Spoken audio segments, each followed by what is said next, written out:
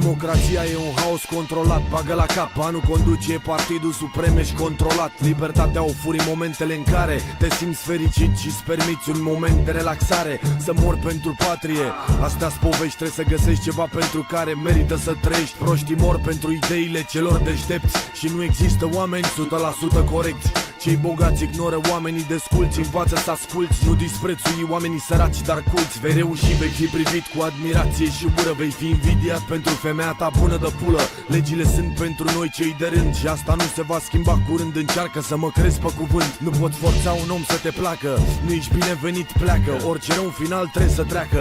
Dacă oamenii sunt câini când e vorba de ceea lor, mare atenție, nu cumva să rămâi dator.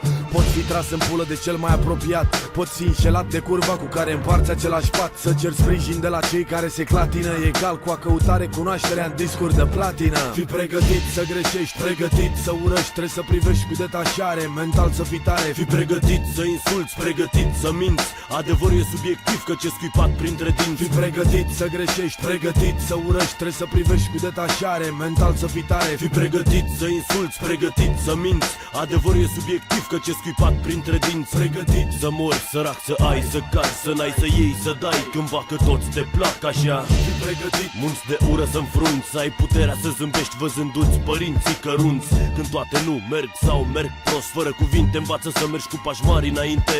Respectă-ți aproapele sau nu, fii tu, nu fi ce te vor alții, respectă legile sau nu. Pregătit să te surprindă nepregătit viața, să-ți pierzi copiii, nevasta, două morții și pasta. Așa zi și prieteni te judecă în lipsă și ți întorc spatele atunci când ești cu mâna întinsă. Pregătit să fii privit cu ură și dispreț atunci când ai puterea să faci ceva cu adevărat măreț.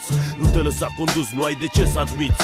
Ai o șansă în viață, în față, învață să profiți. Nu simți durere, nu simți iubire și apreciere când toată lumea asta se rezumă la avere. Eu aștept să fiu lovit, aștept zâmbind pentru tot ce am văzut până acum, sunt pregătit. Fii pregătit să greșești, pregătit să urăști, trebuie să privești cu detașare, mental să fii tare. Fii pregătit să insulți, pregătit să minți, adevărul e subiectiv că ce scuipat printre dinți. Fii pregătit să greșești, pregătit să urăști, trebuie să privești cu detașare, mental să fii tare. Fii pregătit să insulți, pregătit să minți, adevărul e subiectiv că ce scuipat printre dinți.